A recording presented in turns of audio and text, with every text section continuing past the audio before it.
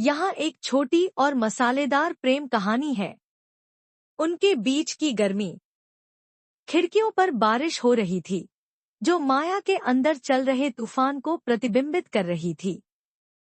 उसने अपने सामने खाली कुर्सी को देखा। उसकी हंसी का भूत अभी भी हवा में घूम रहा था। अर्जुन।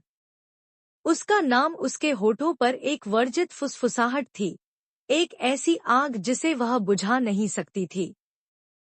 वे एक विश्वविद्यालय पार्टी में मिले थे। उनके बीच तुरंत चिंगारी भड़क उठी। वह काले बालों, शरारती आंखों और ग्लेशियरों को पिघला देने वाली मुस्कान का बवंडर था।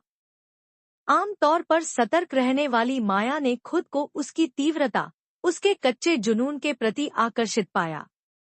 भीड़ भरे कमरों में उनकी चुराई हुई निगाहें, देर रात के अध्ययन सत्र के दौरान रुक रुक कर होने वाला स्पर्श, जिस तरह से उसकी आवाज उसकी रीढ़ में सिहरन पैदा करती थी, यह सब एक खतरनाक खेल था। उनके परिवार कट्टर शत्रु थे। उनका प्रेम एक वर्जित फल था। एक बरसात की रात, तूफान की आड़ में, उन्होंने अंततः अपनी इच्छाओं के सामने आत्मसमर्पण कर दिया। बारिश ने उनके भीतर के तूफान को प्रतिबिंबित किया, जैसे उनके शरीर आपस में गुंथे हुए थे, कराहने और हांफने की एक सिम्फनी। यह विस्फोटक जुनून की रात थी, स्वर्ग की निगरानी में एक निषिद्ध नृत्य।